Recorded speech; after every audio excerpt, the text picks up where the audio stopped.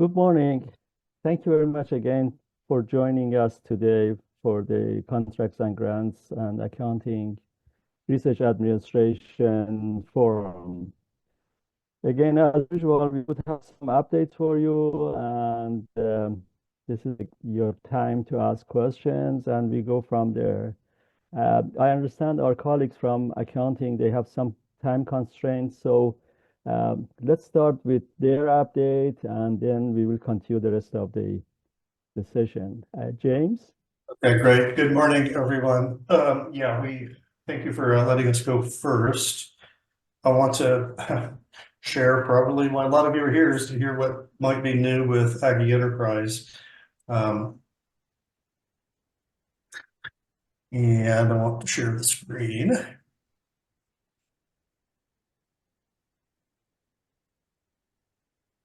Okay, hopefully that works. Okay, so good morning, February 28th. In case I forget to wish everyone a happy leap day tomorrow. Hope you're doing something fun. In Contracts Grant are still thinking about Aggie Enterprise. I want to just do a quick reminder that with the implementation of Aggie Enterprise, we changed the way we're structured a bit so that we have a section of CGA that deals with award management, folks that are setting up awards, amendments, doing final closeout steps. So the compliance team is over there. Just thinking about compliance, just a quick shout out that the effort reporting cycle is due date is upon us. So if you have any last minute reports in your unit, please see if you can help prioritize getting those completed. Then the other side of our house is what we call our revenue management team. I talked about this a bit more detail last time, but just as a reminder, we have now what we call grant administrators and contract administrators. So depending on what you're trying to figure out, it's going to be a different person. So each award has a grant administrator, an individual grant administrator, and individual contract administrator. The question comes up a little bit of, well, how do I figure out who the heck those people are? There are 2 KBAs out there that will walk you through the process so that you can go into Aggie Enterprise and find those names. As you're probably aware, there are many screens that we have data in. So sometimes navigating that helps to have some step-by-step instructions. Okay, so that was just a refresher, I think. I would like to know kind of where we are with some of our tasks, I suppose. I think you all know the January ledgers were closed successfully, and right now, at the tail end of February, so we'll be working on those steps. I don't know if everyone is aware that with Aggie Enterprise, each of the big, functional units within finance and supply chain are responsible for a good chunk of steps related to actually closing the monthly ledger. Whereas under Koali, it was really the central IT folks that were really running those processes. But now we are involved, and there's a very rigid sequence that has to be followed between the different subledgers to get them closed in the right order so that everything rolls up into the general ledger and the whole thing closes out correctly. The reason I'm mentioning that is because while I say we successfully closed the January ledgers, the fee remission, the rebates process didn't run last month because they hadn't finished getting that process all set up. We couldn't hold up the whole close process, so they are in the finalized moments of getting the system testing done so that we are able to get those rebates posted into the February ledger. So if you're wondering where those went, keep an eye out. They'll be posting in the next few days. We're now basically 2 months into Aggie Enterprise. Some of the way things are coming together is maybe a little bit different than what we were thinking how it was going to work. One of the issues we had that you may have actually encountered is some of our close dates were causing problems because the way the data migrated, some assumptions were made but at this point, what we're going to do, or what we are doing, is putting a 60-day close date on your project. So that means you've got 60 days. If the project ended on February 29th, you've got 60 days from then to get your transactions through. That's very similar to what we used to do in KFS with like the 2 ledger cycles. So basically 2 months to try to get things through. We will probably, revise our approach here as we get more experience with the system and we determine if there is additional functionality or programming that we can put in place to really try to get things lined up with specific project requirements. But right now we're just going to use 60 days and give you enough time, hopefully, to get things aligned. And I was just going to mention, so I've got more along this line coming, but there are questions that we're getting about, where are invoices, invoicing and cash draws. These processes are all underway. It's taken a while to get going. There's a lot of reconciliation that we've been doing, a lot of process, just making sure that things are working correctly. You don't want to be putting out any incorrect invoices or drawing cash in incorrectly. So those systems are kind of a go at this point.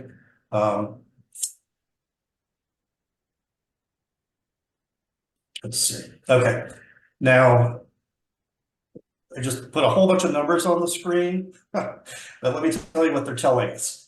We've got basically 2 chunks of awards and amendments that we're processing. We have all of those that came over to us in that blackout period, leading up to the cutover. In that group, we've been focusing largely on, as we got up and running, we put a lot of focus on new awards. So you can see within the backlog of new awards, we're pretty much there. The pending 38, that probably means there's a special issue happening with those awards that are out there. We're also trying to get the ones that have been coming through, since January in. Going down the scale, you can see the amendments were about 50-50 with the old backlog and trying to get things through, but about a third of the ones that have come in since January have been processed. This is where we're having to do this delicate balancing of what are our priorities, what do we really have to get set up today, because you've got something that really is forcing your hand.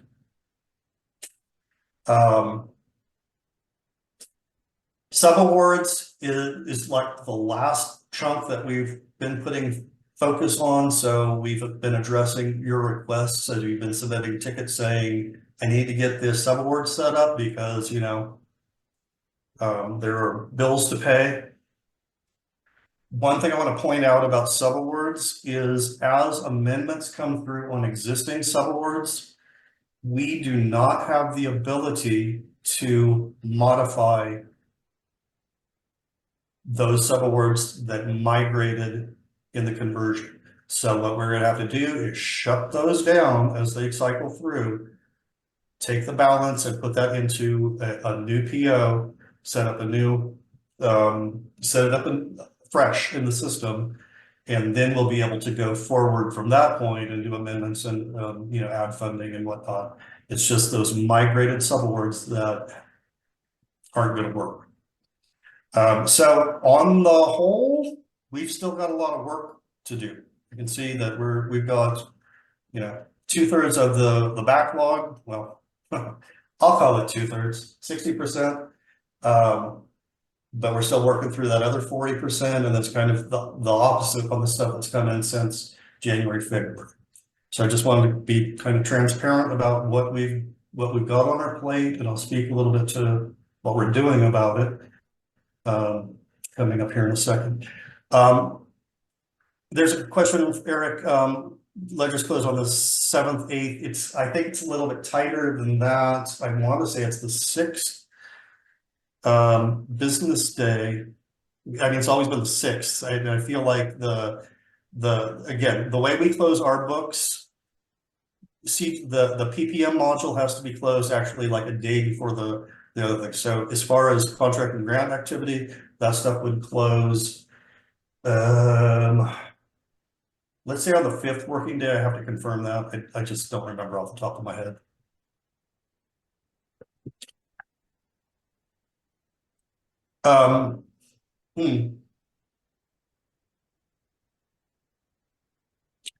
Alyssa, again, I don't, a couple of my folks I think are on the call. If you could possibly go find the dates for the close cycle. Oh, thank you, Ashley. Good. It's better to have a link to the real thing than rely on my memory, believe me. Okay, let's move here.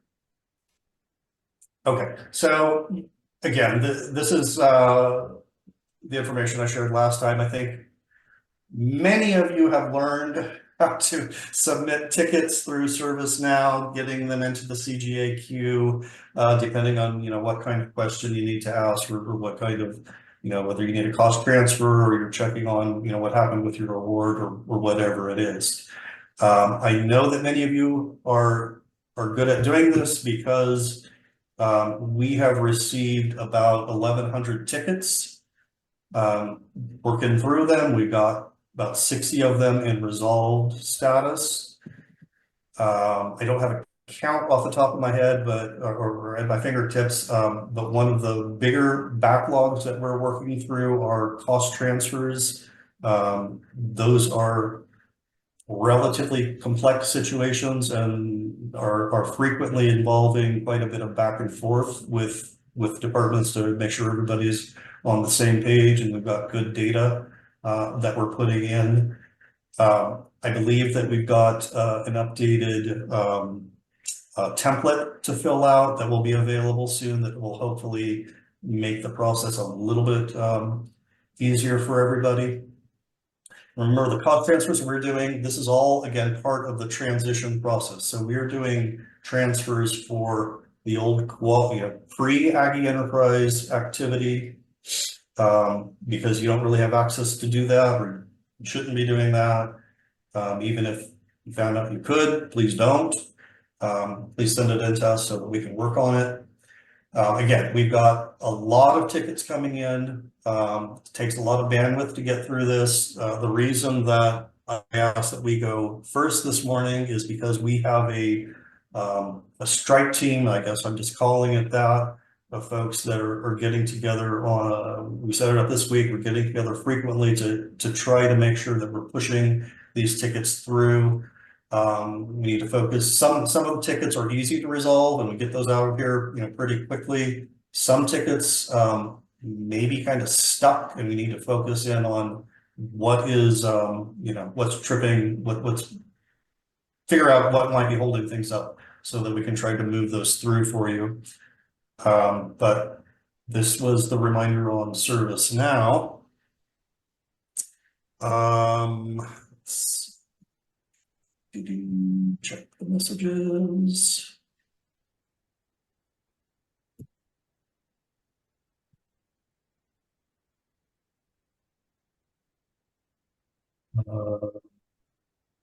Alyssa, I don't know what an SRF is.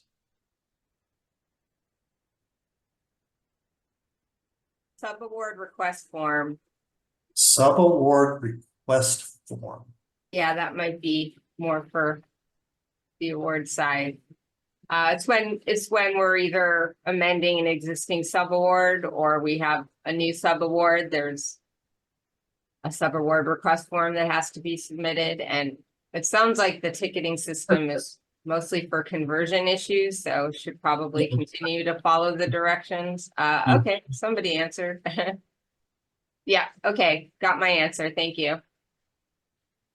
Okay, you're talking about the okay, the sponsored programs, okay. There's a little. Sorry, That's okay. tangent. But for CGA, we will continue using ServiceNow as we're really using this model as our way of managing requests and getting, because we've kind of restructured, right? So we've got these teams in place.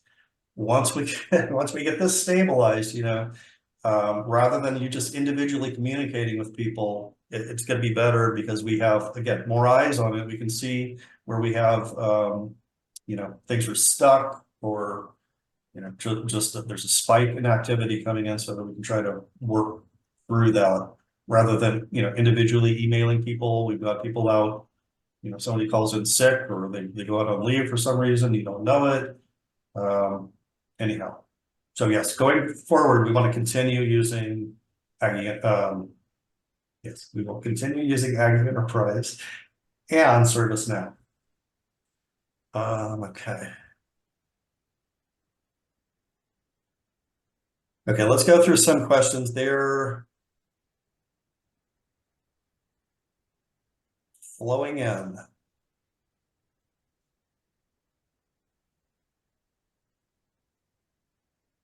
Actually, I'm not.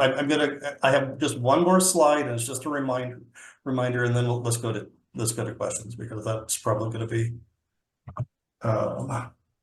Okay, just we set up the finance and supply chain, set up office hours. Right now, the PPM breakout rooms are available Tuesday through Thursday, 10 to 11. I know many of you are attending those. I try to be there as best I can, and Tammy and Nora and others are there to try to answer questions as you encounter, as you run into problems. You can come in, pop in, ask us what's going on. Hopefully, we can help you. Then and there, sometimes we have to say, ooh, please put a ticket in so we can try to sort through it, those types of situations.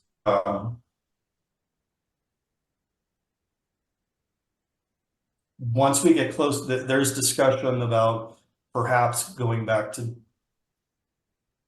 more frequent office hours or more office hour availability as we get closer to fiscal close, because this is going to be a new process all around for the official fiscal close. The monthly closes are going okay so far, right? But fiscal close will be interesting. I think that was my last formal slide. Yeah, okay. So now let's go to questions.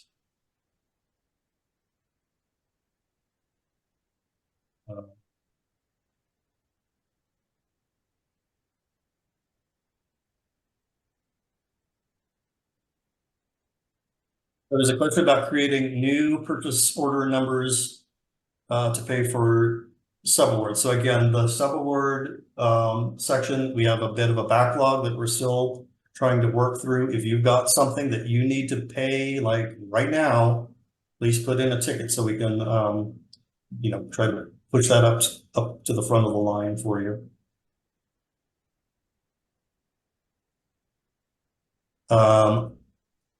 I don't know that PPM data is going to be in Glide reports. I don't actually use the Glide report. I believe there is a new tool being developed that will include PPM data, and I'm struggling to put a name on it. I'll try to look it up here in a second.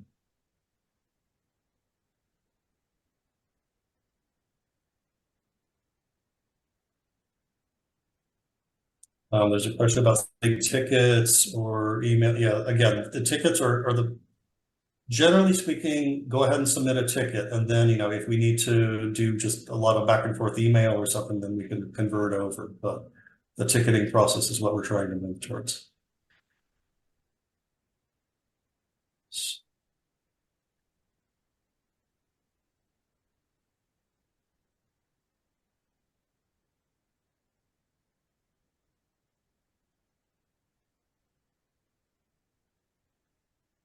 Yeah, you brought this up yesterday. I'm trying to put a document together that will speak to cost transfers, or will add to that as far as what the expectations are around basically audit, audit proofing yourselves, what you're asking about.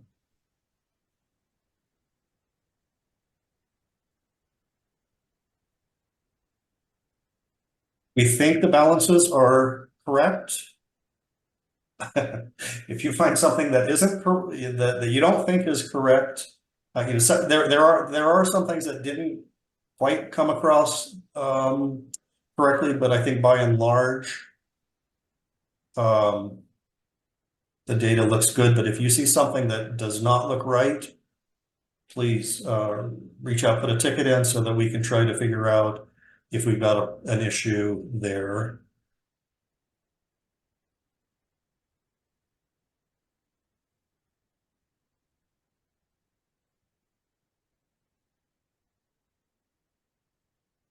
Okay, it looks like Deborah's answering faster than me, so we find one that she hasn't answered.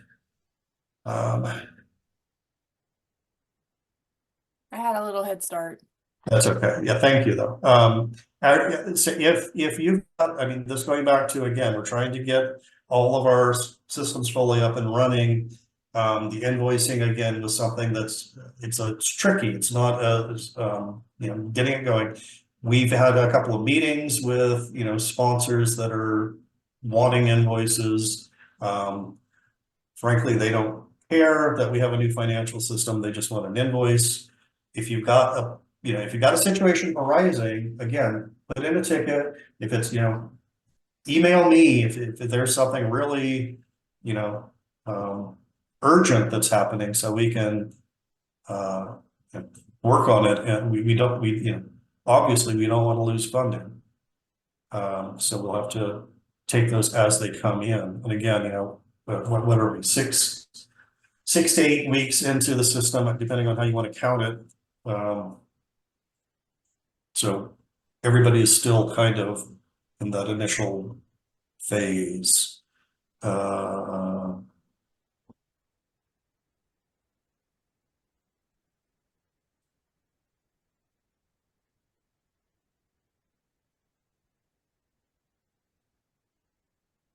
James, I have a question. Yes. Who is this? It's Nina. Oh, Nana, how are you? I'm doing well. How are you? Mhm. We're trying to understand these several various reports, and when we pull up the award overview, it lines out nicely, your award amount, expenditures, and your ending balance. But then when we pull up the same project in the general ledger summary, the balances are completely different. Maybe we're not actually using the right criteria in the general ledger summary, but I was wondering, has anybody verified the two reports to make sure that they're correct? I mean, again, I think that the data I thought it had mostly come over correctly and had been verified. Now, if you're finding issues where it's not, again, I think please send in a ticket. You might, our focus is on the PPM, and we don't generally, we're in the GL because you're sending in requests asking us to move stuff from the GL into the PPM and those things. Our focus is really more on what's in the PPM. Those are the numbers we're going to be using for the sponsored reporting and invoicing and all of that. But if there is a problem, we need to get some visibility to it and figure out what's out of sync, perhaps, or maybe, like you said, maybe the way you're looking at it isn't just quite in alignment. Right. Okay. But in theory, they should be matching, right? Because I think in theory, yeah. okay, that's what I want to make sure. So I did submit a ticket, but I wasn't quite sure who to submit this ticket to. So I submitted it to reporting, accounting reporting. Is that financial reporting? Is that correct? Or should I be sending it to contracts and grants? It's kind of both. I mean, because they're the folks that are the GL side of the house. But you could, how long, and they might even push it over to us if they're looking at it and it has to do with a PPM project. Okay, I won't duplicate tickets. I'll just wait to see what they reply. But I Okay. just was wondering if anyone else had experienced that. Thank you. Sure.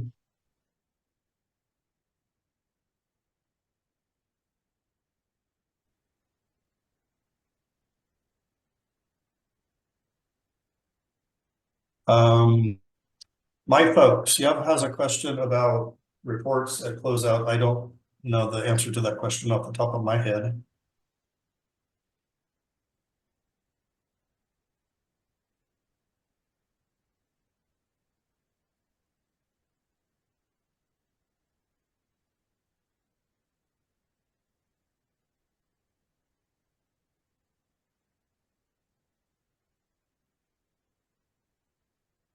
So for closeout, I would look at the manage project costs.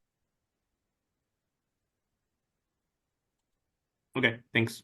That's going to show your detail. So just to follow up on that, I'm finding that managed project costs doesn't give the level of detail that sponsors and PIs are looking for. Like it will say, for example, I just put this in the chat, subscription $29.99. Okay, sounds good, but what subscription was that? And who purchased it? And so is there a way that I thought that Glide would be able to give that level of detail, integrating all the boundary applications, but it sounds like PPM data is not going to be added to Glide, but perhaps there's a tool that will give that level of detail coming soon, hopefully. I'm not familiar with the Glide report, but I have seen where you can drill down on the specific expense to get more detail. And you were able to drill down in the managed project costs? I'll have to double check that, but I believe there's a way to get to that information by drilling down. So if you have something specific, you can either submit a ticket or contact your contract administrator if it's urgent. Okay. Okay. Yeah. That if there's anyone else also on this call that is able to tell me right now, that would be great too. But I'm happy to submit a ticket. Thanks, Tammy. I just wanted to add that, this is something I have to report out to our funders every month. So if we could have something written shared with people, that would be great. But I don't have to really have anything too urgent on the plate now, but it's just something I always have to report to my faculty and my funders. I agree. It's something that's really crucially important, and it seems we're getting lots of guidance on how to do certain things in Aggie Enterprise, which is great, but we need guidance from CGA to tell us how we get the information that we need, not necessarily the steps. And for example, going to the managed project costs page, we need to talk about how can we, some sponsors want very detailed expenses and they want to see the invoices and things like that. And so I think we need to go through the actual processes for how we're doing the steps that we did. There was an old way, but what is our new way so that we can still provide sponsors with what they need or still provide PIs with what they need in order to do business as usual, whatever the new business as usual is. So we definitely hear you. And just to let you know, we in CGA haven't necessarily been trained on all the reporting functions in Aggie Enterprise. So we're kind of learning as we go as well. However, campus's concerns about reporting has been escalated. So we have been talking about a way how to approach all these questions in regards to the reports that the departments are asking for. That's great. It seems like a office hours type thing for reports specifically would be a great resource so that, we can understand, someone that understands all the reports at the same time would be awesome. Actually, as far as the office hours go, we've also had discussion about, now that we're, again, 2 months into it, perhaps reconfiguring some of those breakout rooms and maybe, having one that's really just focused on reporting, because there is a lot of reporting that's available, has been developed and is being developed. There's just a lot of stuff in the mix. But yeah, I mean, having somebody that has the broader, the broad view of what all is out there and available to allow you to get your jobs done might be a useful, place to do it. So I'll bring that back to the really the change team, and see if that would be a possibility. Otherwise, maybe just we'll need to set something specific up, kind of, within just my group.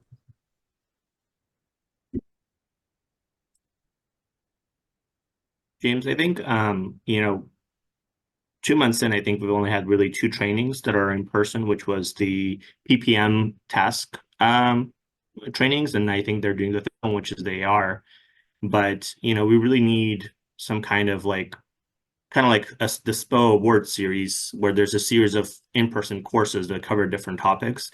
I really think we need something like that to be developed for fiscal officers and award administrators at all levels, because we are getting a lot of the kind of like, well, CJ does this but not that, and in our case at the department level, we kind of need the full picture to be able to really effectively administer our grants, because like even the closeout process is still kind of a vague idea at this point, because we are doing things the way that we used to do in KFS, but the system doesn't 100% work the way that KFS did. And so I feel like a lot of campus is lost, and I understand we're all super, super busy and trying to play catch up while still trying to learn the system and try to catch up on everything that's coming in now.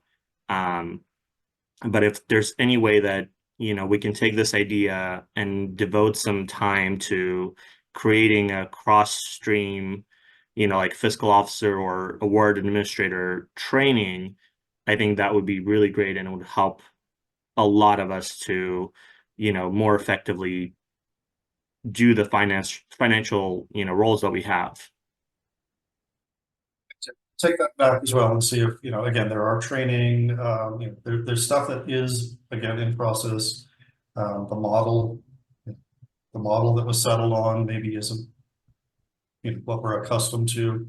So I'll take this feedback back to the change group, and see if there are resources available to help provide additional, either whatever that training might look like. Thank you. I do know that there's several trainings out there in LMS. I don't know if you've looked at those, but I mean, I personally have.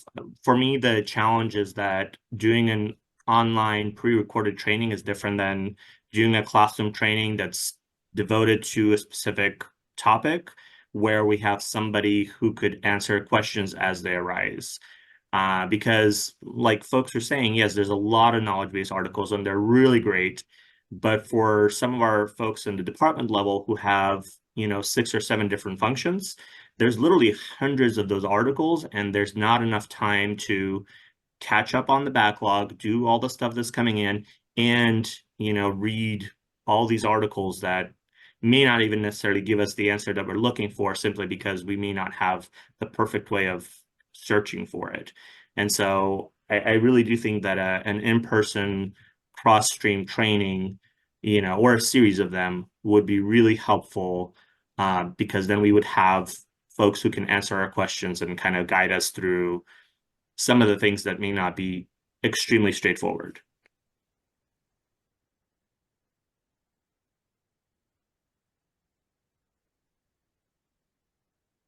Good morning, James. First, I want to say thanks so much for the transparency that you've done. I know that this is super frustrating for you and you're stuck in the system like the rest of us and doing the best you can to navigate. And I know that there's been huge hurdles for you and the SPO team in trying to make sure that we're moving forward and getting the information we need so we can be successful in supporting our faculty in their research.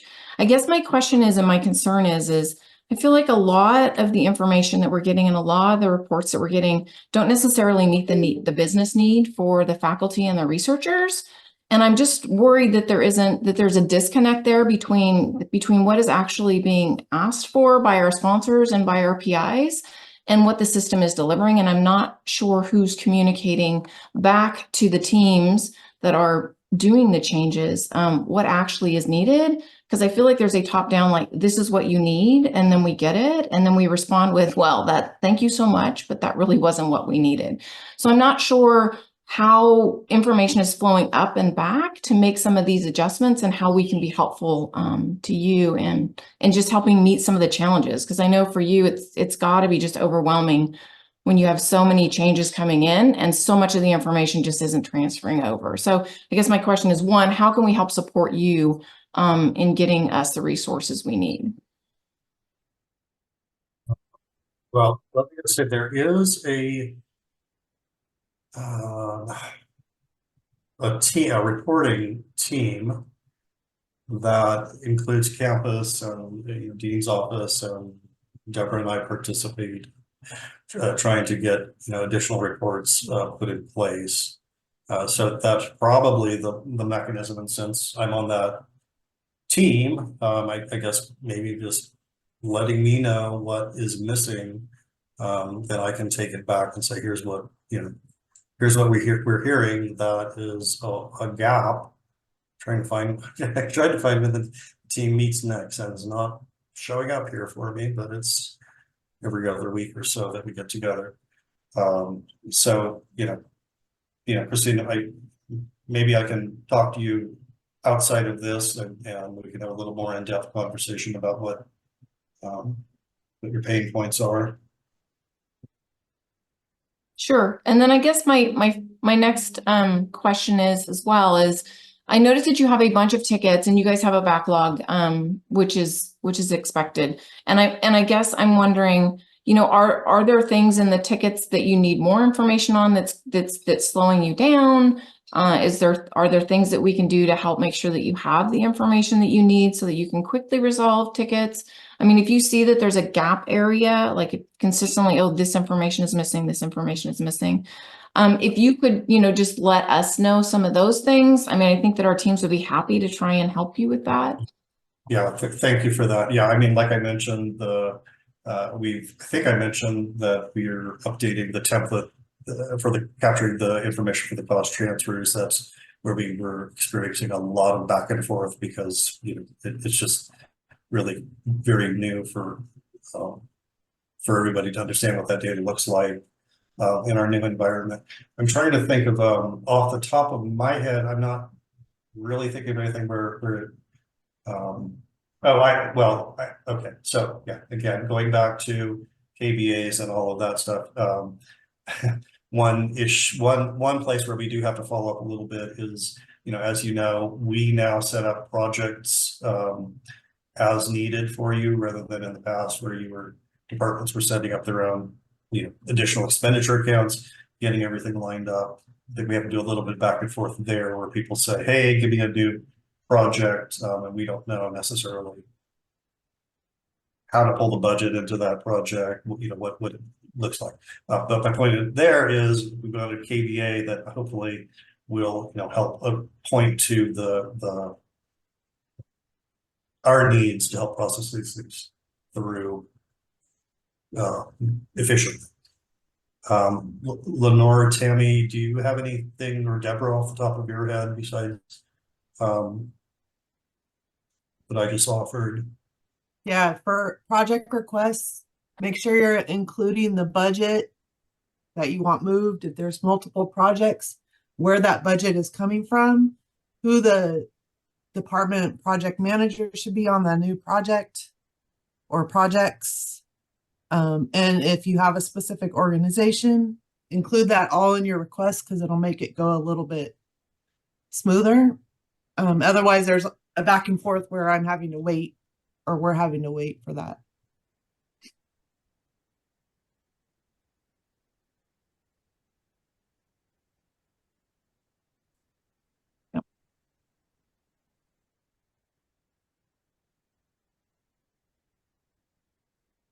Sorry, I'm reading a question and it's not. I have another question, James. It's Nina. Okay. During the award setup, I know in the very beginning of the process, the awards team was using the mapping that sometimes it was mapped incorrectly. And I haven't followed up or I haven't heard anything else.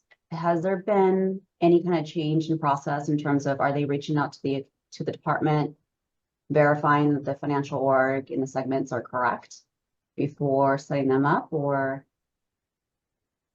I believe there is a communication coming soon, and I looked back and there's a tool that's being developed in Tableau that is, I believe, going to be used to help guide folks to reconcile things, look for things that didn't come across in the right organization or whatever the mismatch is, and comparing KFS style data with the New World data. I get the impression that that is basically imminent, but it's not really my tool, so I don't want to speak too much. I don't want to get too far ahead of that. But to answer your question, yes, I think there is something coming that will help you on that front. Okay, thank you.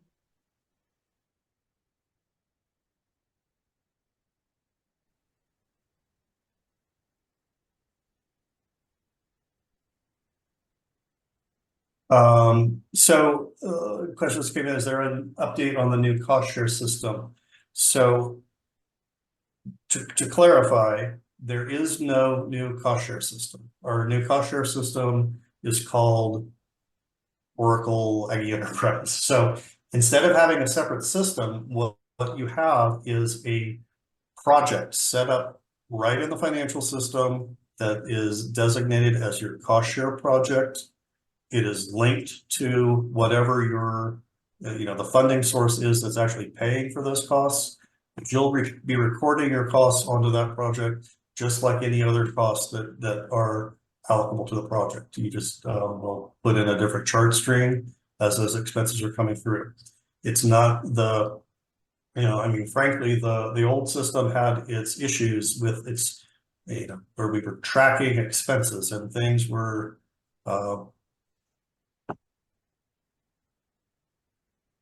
well,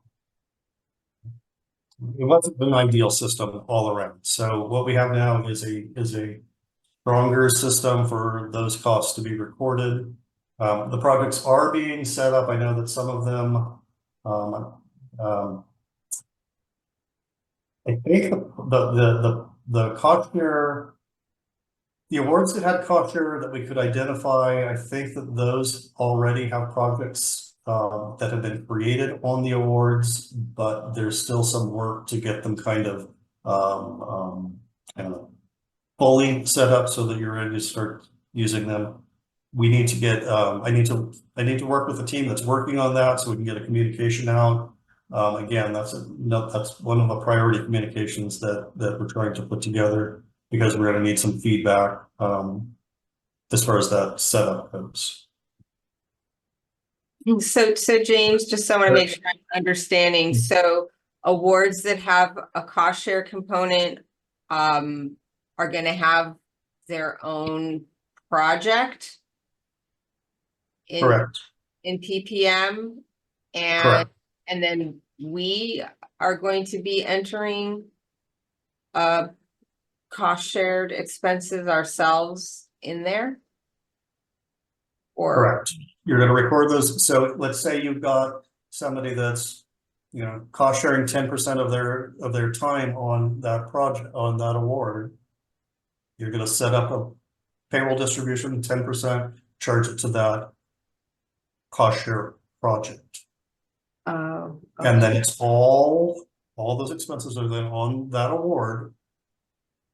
I mean, that's theoretically what we were doing in the past, but, you know, it's a different, it's a different process.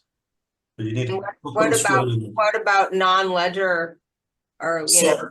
So yeah, I need to follow up with, and unless, Deborah, unless you know off the top of your head and can speak to the third party and non-ledger types of things, you know, we'll need to work.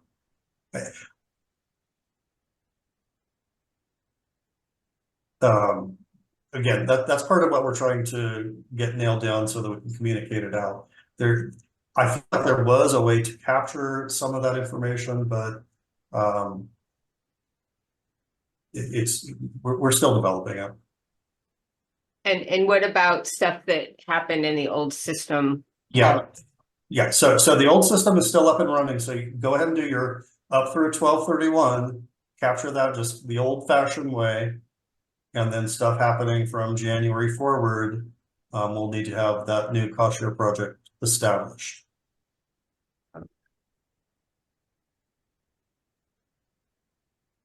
Becca.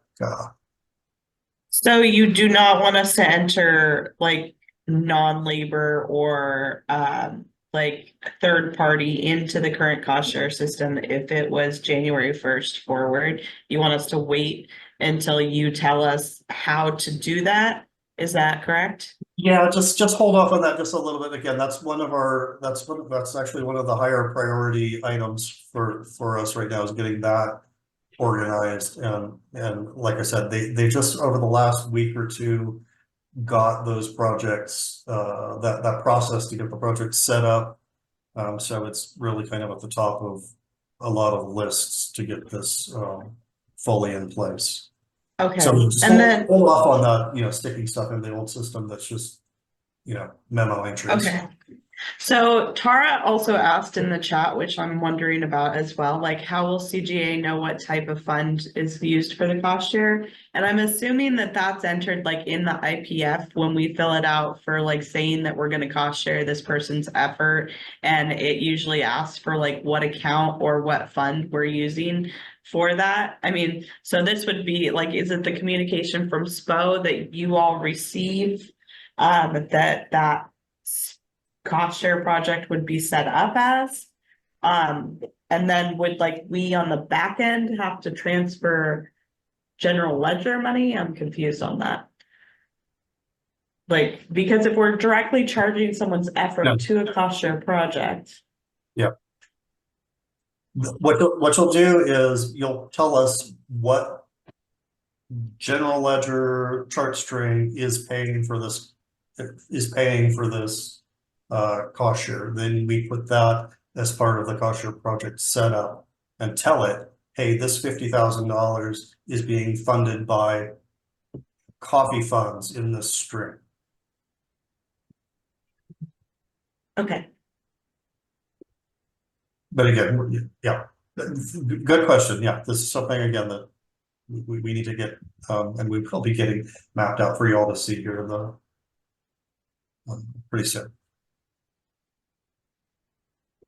Trying to do lots of things pretty soon. I'm reading from the bottom.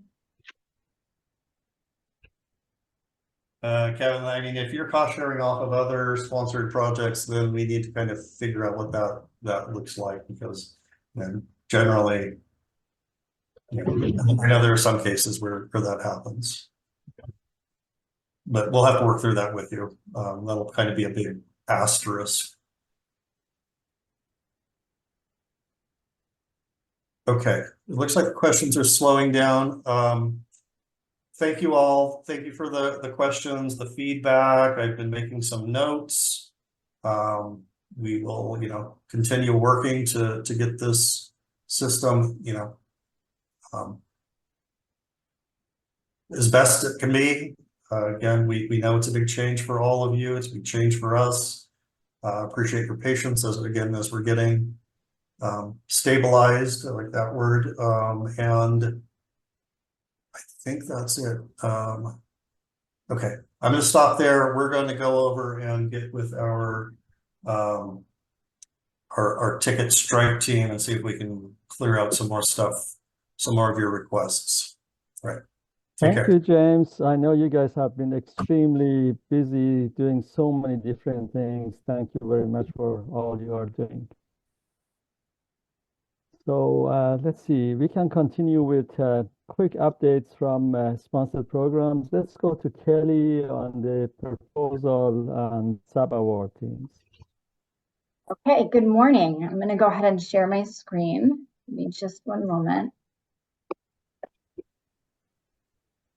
Okay, happy February, almost March, everybody. We have a few agenda items I want to go over this morning with you guys. It'll be a little bit longer than usual for my part of the presentation. I've got a couple of reminders. We're going to talk about the 2024 NIH salary cap. I'm going to remind everybody about the NSF PAPPG update, which is effective in May. A quick reminder about general communications, and then I want to share some proposal tips and reminders that will hopefully make the process a little bit smoother for everyone going forward. So with that, the 2024 salary cap was actually announced just a day or two after our last forum, so many of you may already have this information. But it has been increased to $221,900. See, I told you I'd be quick with this stuff. The second one is a reminder about the NSF proposal and award policies and procedures guide. I know we talked about it last month, but I've had a couple of questions about it. So I just wanted to remind everybody that it was updated in late January and it is effective for all proposals submitted or due on or after May 20th of this year. As a reminder, this PowerPoint will be distributed to everybody within the next day or so. So you'll have these links in the PowerPoint.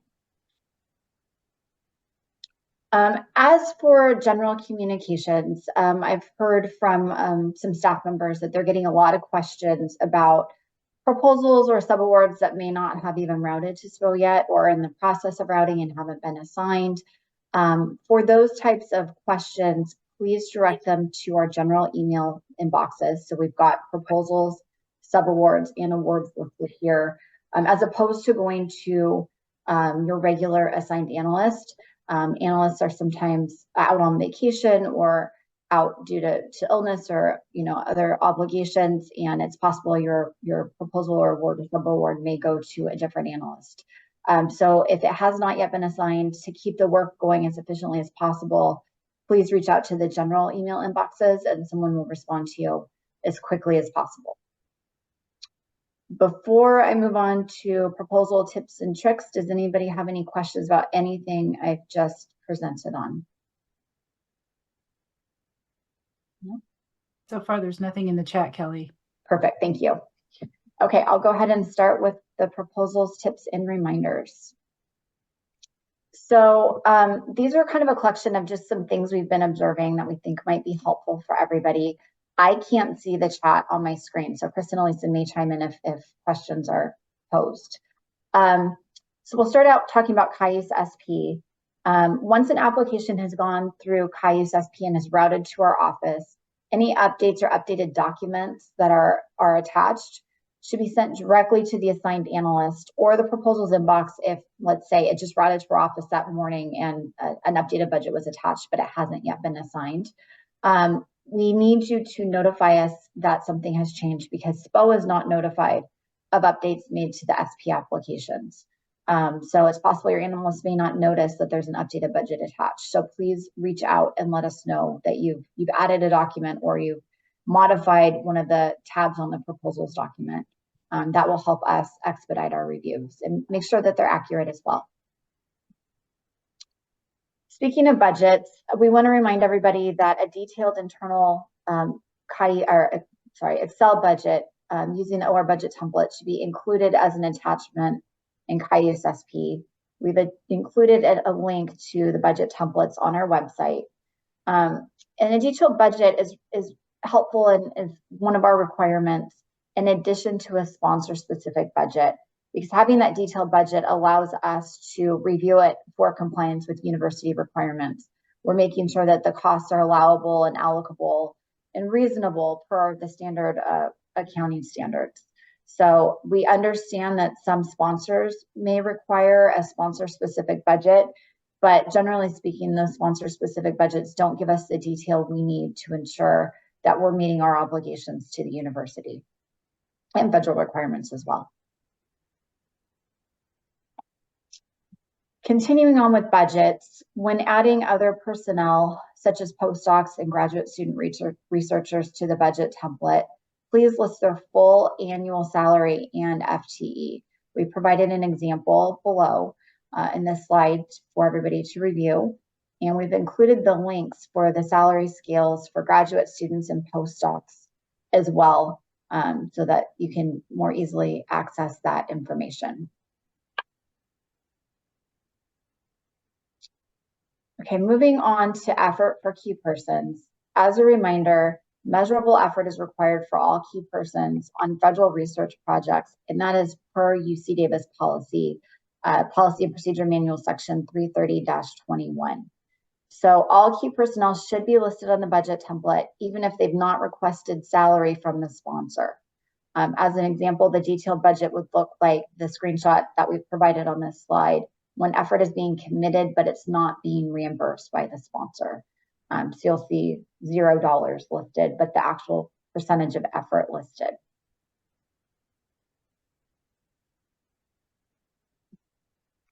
In Cayuse SP, please include all effort for key persons on the investigator/research team page.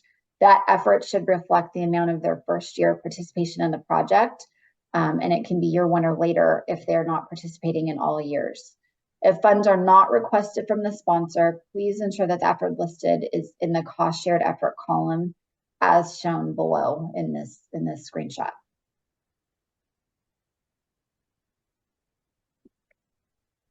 On sponsored forms, unless the sponsor's policy prohibits listing unpaid effort in the budget, like NSF does, the sponsor's budget form pages, so for example, the R&R budget pages, should list all key persons with their committed effort, even if no salary is requested. For the budget justification, it should be something similar to what we've noted here, which is Dr. X is the principal investigator, 0.6 calendar months, no salary requested. So we're just making it clear what their effort is and that we're not requesting that salary. Okay, moving on to NIH-specific effort reminders. On NIH proposals, if a part-time GSR is listed as 100% effort as part of the strategy to meet the GSR compensation cap, a statement is also required in the budget justification that clarifies what the percentage of time equals for that 100% effort. Alternatively, the percentage of time the GSR is employed can be listed with a statement as to what the percentage equals in regard to the 100% effort.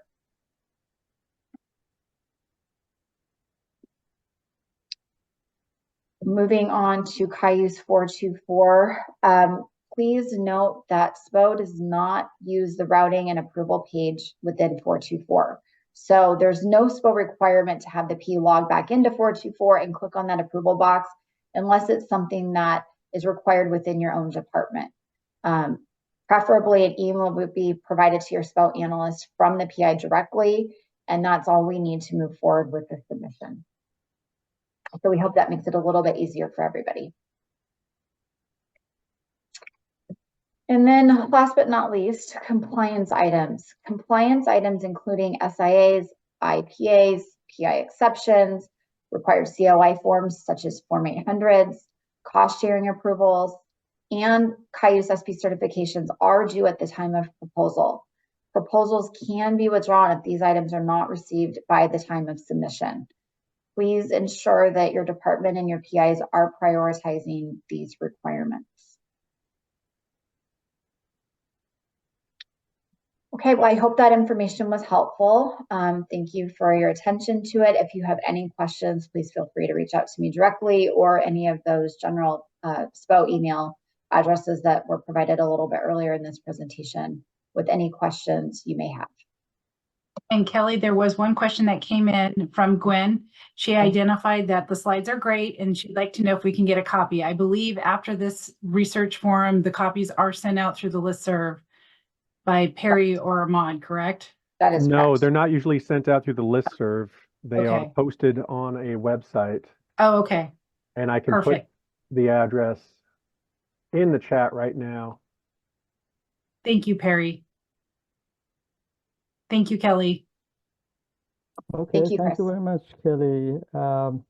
Let's see, the next update is from awards team, Grace. Hi, good morning, everybody. And I have slides too I'm going to share that will also be made available. There's a question that just came in. What is the minimum cost share for federal grants with no paid effort? Per the policy, federal agencies require a reasonable level of effort. For our systems allow a minimum of 1%. So there's no specific identified level, but the minimum that can be identified is 1%. But per the policy, it's a reasonable level of effort for federal agencies. It's in the policy that Kelly identified in the slides.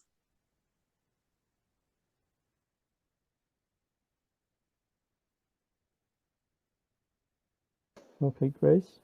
Okay, so for the awards team, I just have a few slides and they are regarding reports. There are a lot of reports due in end of February or March, so I'm getting a lot of report questions and issues.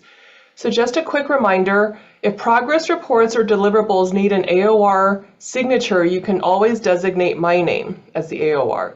And then email me the report to sign or designate me in the respective electronic system. We have many now, but my name is always listed as one of the AORs in the system, so pick my name. If an AOR does not need to sign the report, then the PI can just submit it directly. SPO does not need to review a progress report before the PI submits it to the sponsor. And just a reminder, SPO does not have anything to do with reviewing or signing financial reports. So for signatures required on financial reports or for AOR submission of financial reports, you need to go through CGA.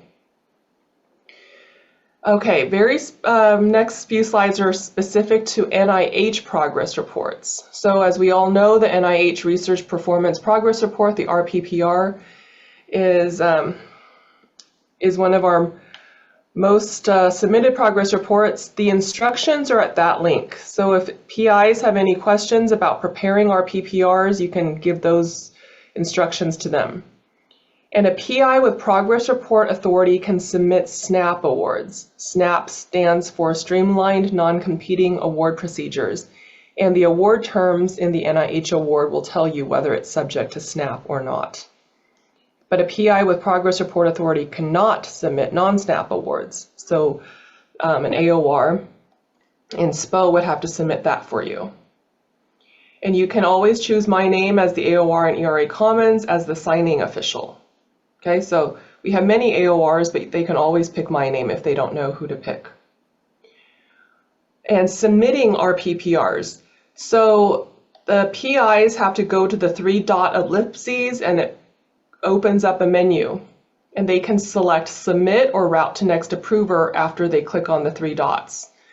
So if the PI cannot submit directly to the NIH, then the submit button will not be enabled for them. So if they have questions like, can I submit or not? Well, if the submit button is enabled for them, they can submit. If not, they need to route to next reviewer, and they can pick me as the SO, the signing official, and then I can submit for them. Now, they have to submit it to me, as in they have to route it to me, meaning when the report is still in PD/PI work in progress, the signing official cannot submit. So the PI needs to at least route to the next reviewer so that it's no longer in the PD/PI work in progress status. Okay, so basically those are the few reminders. We have a lot of RPPRs due, so hopefully this will help everyone.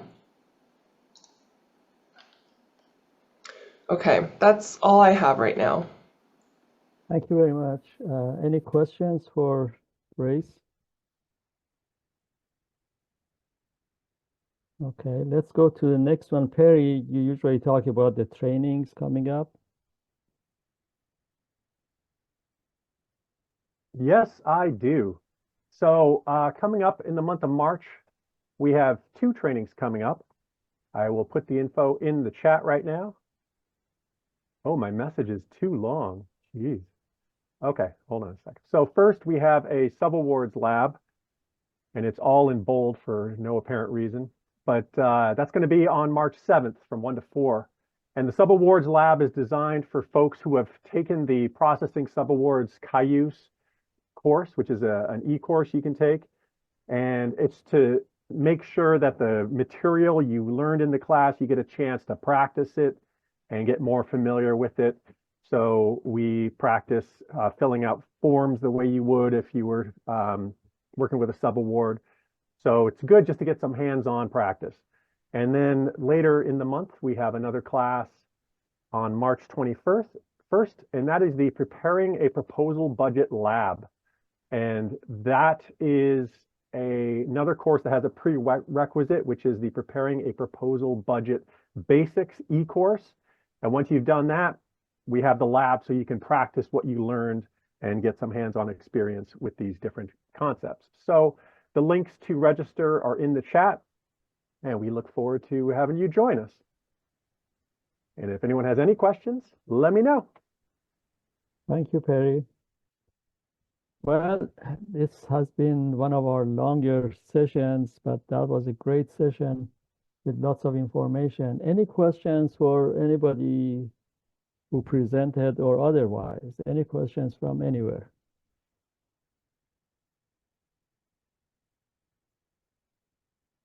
I don't see anything coming in. Perry, there is a question for you. If the labs are in person? Yeah, both of these are instructor-led. So they are well, over Zoom, but there are real people involved. It looks like Marina has her hand raised. Yeah, for the subawards, did they transfer to the new system? Like if we need a PO number, or can we still use the old PO number if we want to pay an invoice for a subaward? I don't know if any of our colleagues from accounting are on Zoom right now, because that question, I'm not sure if we know if sponsored programs would be able to answer. I think you have to follow up with accounting. The PO should have got converted over. Okay, thank you. I just had a couple return that said I didn't have a PO number. I used it. So, okay, thanks for confirming. You will use an old PO number, and if you have any problems, just submit a ticket. All right, thank you. Maureen, I had an issue where the subwards don't have the KFS PO number. They had the project number on there. And so I had to, because the PDFs were password protected, I had to print them out, physically write the PO number on them, and then scan them and submit them to invoicing. And those seem to have been getting paid. Yeah, we've been doing the same in our department. We just literally print it out, write the converted, the old PO number on there and then send that. Thank you.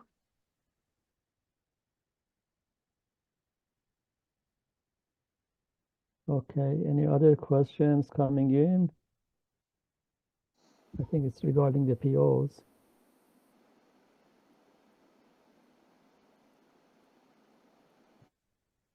I had a question about invoices and Kawali. Prior to the cutoff, we had been building industry study invoices in Kawali, and we currently have open invoices that we know payments have been received and the checks sent to the cashier's office, but they're still appearing open. Will they ever be closed? Again, a question for one of our colleagues in accounting.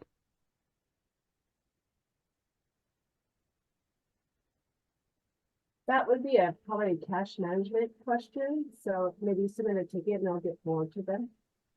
Sounds good.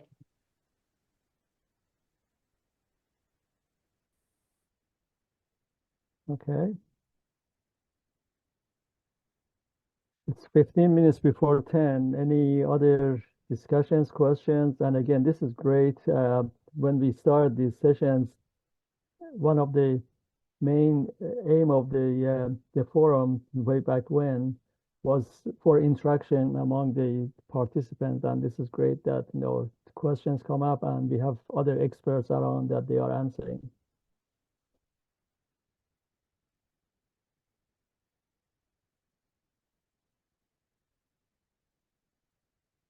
And somebody's asking John if John is asking if somebody has new haircut. So. Or Ashley, do you have a last minute question? I do. I was wondering if we could get some kind of life cycle of when you get an award awarded, how it goes through SPO, and then how it goes through CGA, because I think we're in Aggie Enterprise now able to glimpse some of the back end, and it's kind of confusing, like before it's actually set up. Do you know what I'm saying? So I think some kind of collaboration between SPO and CGA on how the process works now would be really helpful, and how like values are assigned, that kind of thing. Okay, I could work on the SPO life cycle if anybody from CGA wants to work with me on that. We can present in the March forum.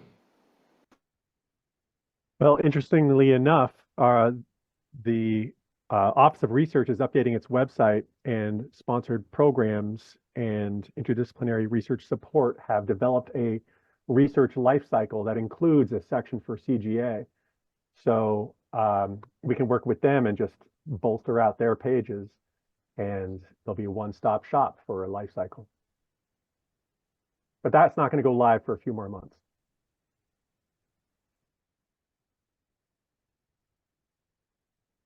There's one more question coming up, Maureen. Maureen, your question? Sorry, that's an old one. Okay.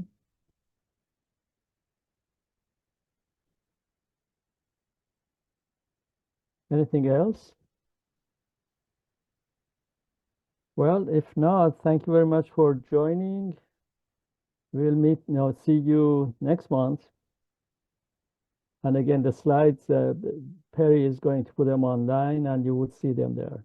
Thank you. Bye-bye.